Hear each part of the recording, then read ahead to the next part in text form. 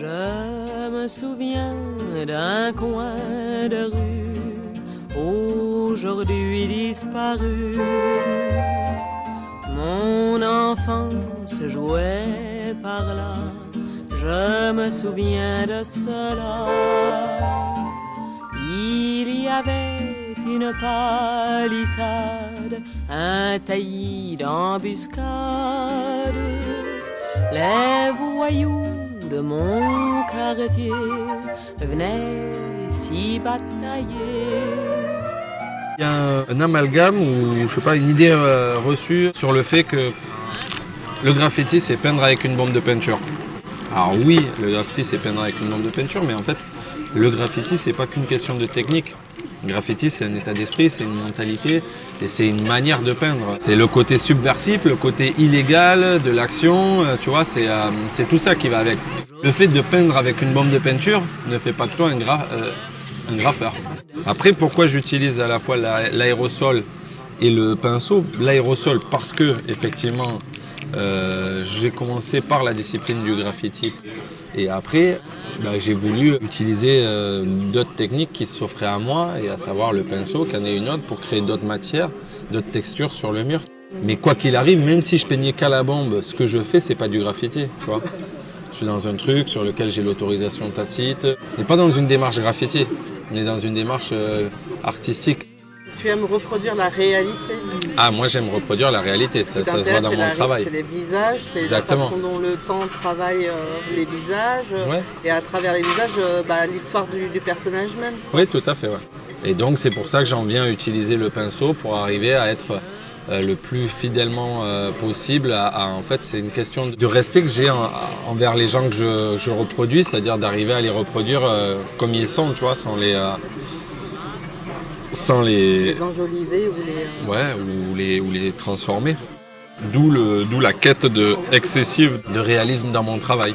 Et ça, uniquement avec une bombe de peinture, c'est compliqué. Ouais, on est d'accord. Il faut contrôler comme ça. Toute l'équipe? Ouais. Alors il faut que je fasse tout le mur là. On ne réfléchit pas trop. Pas de comme ça. Vous savez comment il s'appelle le monsieur? C'est le monsieur roumain, non. C'est un je ne connais pas. Vous l'avez vu passer dans la rue, vous l'avez vu?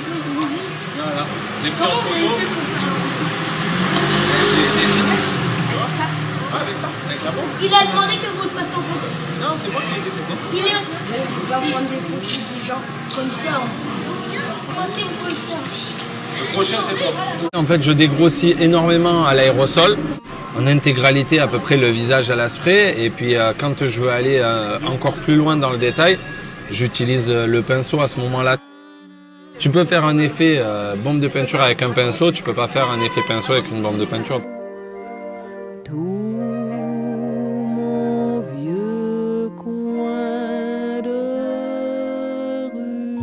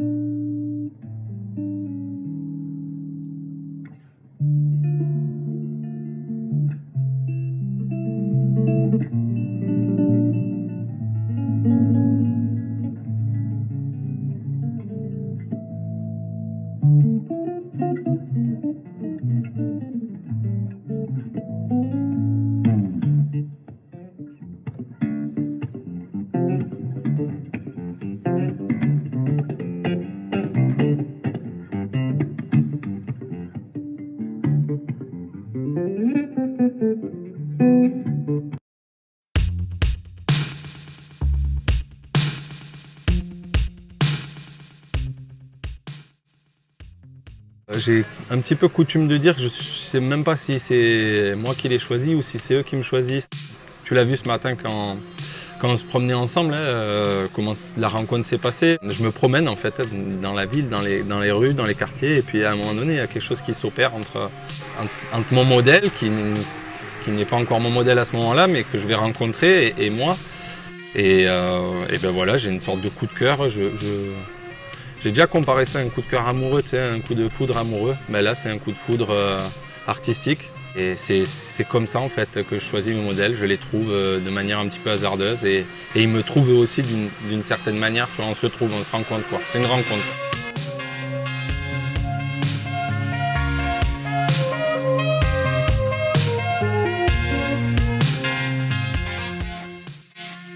Après, c'est des gens, oui, qui peut-être qu'effectivement, qui ont quelque chose à raconter à travers leurs traits de visage. Et c'est peut-être quelque chose auquel je suis sensible, tu vois, et qui m'amène à aller vers ces personnes-là.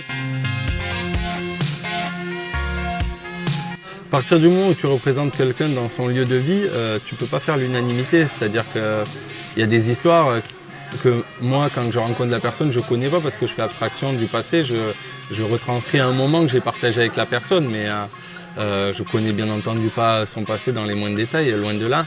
Et d'ailleurs, je ne suis pas là pour appréhender ce sujet-là. Donc, si tu veux, à partir du moment où tu décides de représenter un personnage, une personnalité d'une ville, d'un quartier, d'une rue, il va forcément y avoir des gens qui vont apprécier et d'autres moins apprécier. Et tant mieux, j'ai envie de te dire, parce que si les gens restaient de marbre devant mon travail, je serais un petit peu déçu, quoi. J'ai envie de susciter des réactions et que les gens s'interrogent de pourquoi cette personne, et finalement est-ce que c'est important de savoir pourquoi cette personne et pas justement voir les sentiments, les humains qu'il y a au travers des personnes que je peins, plus que la personne en elle-même, de se focaliser sur un ressenti et non pas sur des choses, des appréhensions. En fait, c'est pas sur ça que je cherche à travailler.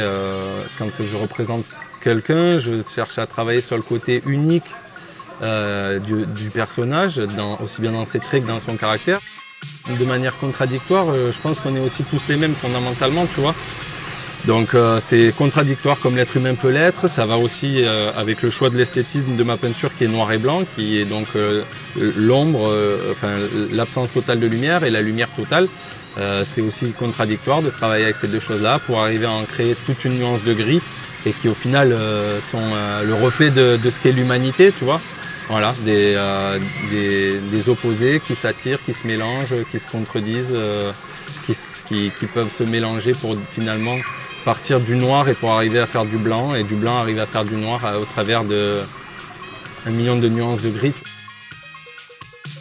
Chaque peinture est un risque, tu vois, tu sais pas, surtout de la peinture de rue comme ça, il peut arriver 1001 choses qui font que la peinture va aboutir ou ne va pas aboutir. On est fiers parce qu'on se dit qu'on a réussi à faire quelque chose, à œuvrer dans l'espace public, à créer, à montrer son travail, à avoir beaucoup d'interactions avec les gens qui vont tomber dessus, c'est souvent le cas. C'est ce qui nourrit aussi mon travail parce que je me nourris tout simplement de l'humain et des échanges que je peux avoir avec l'autre, tu vois. Voilà, l'autre c'est soi, c'est notre miroir.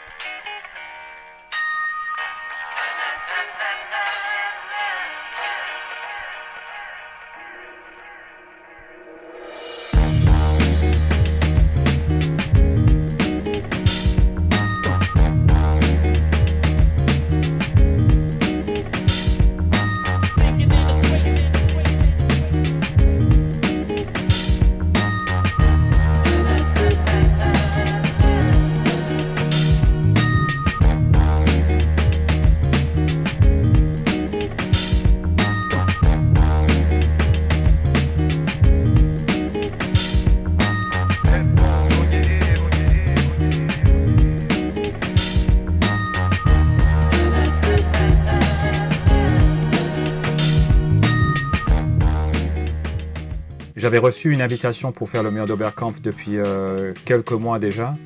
Et donc c'était convenu de le faire pendant le week-end du Urban Art Fair. L'idée est venue en voyant l'apathie, le je m'en foutisme de pas mal de gens, soit dans mon entourage ou le public en général par rapport aux élections et par rapport au fait que moi j'aimerais bien que les choses changent un peu, quoi. Et ce n'est pas à travers les deux partis qui étaient sortis en tête du premier tour.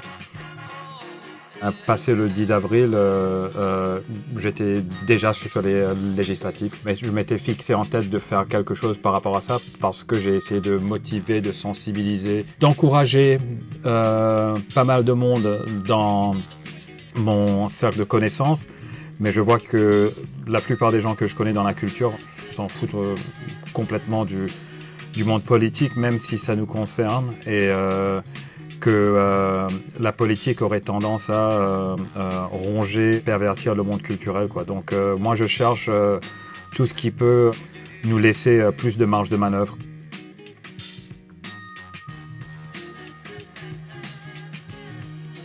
Je suis pas un grand fan des murs comme ça autorisés, mais il a un bon format, il est bien placé, et c'est surtout que Christine Jugla, qui fait partie de l'organisation, qui m'avait demandé depuis un moment si ça m'intéressait.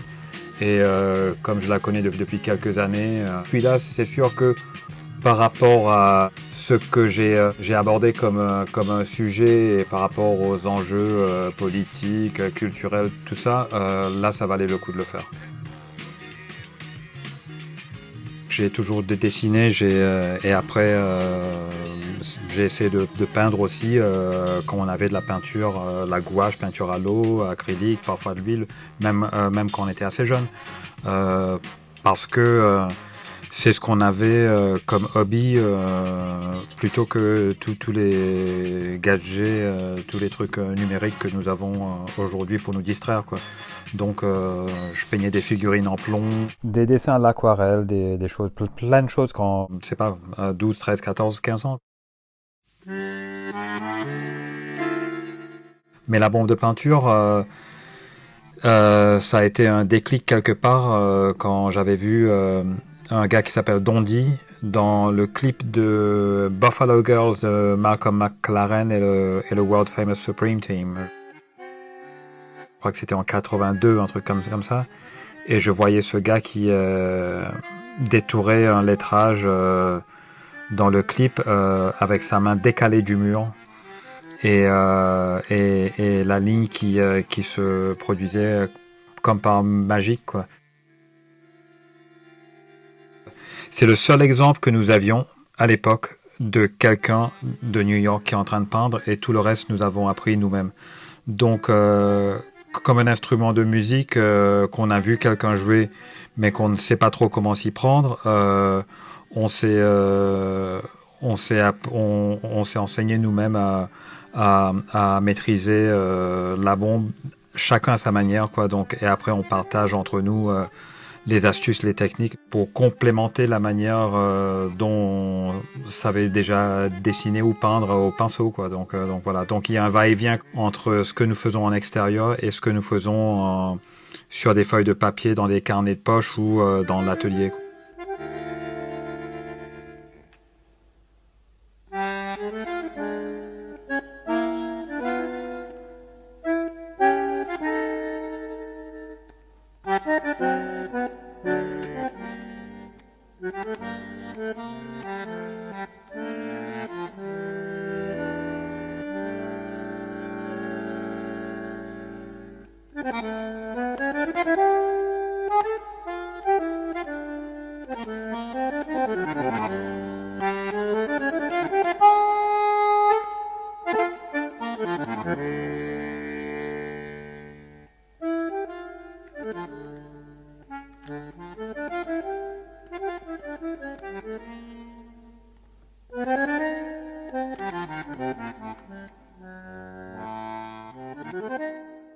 Lien entre la musique, la danse, donc le rapport du corps en entendant et en écoutant une musique et en développant un langage corporel qui s'allient à cette musique-là, qui répondent à cette musique ou à cette rythmique.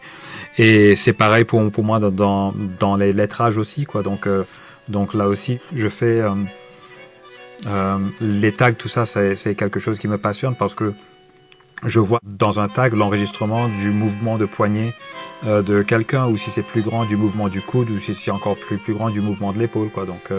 Donc tout ça pour moi sont des choses qui sont liées et qui se reflètent les unes aux autres et qui s'inspirent les unes des autres.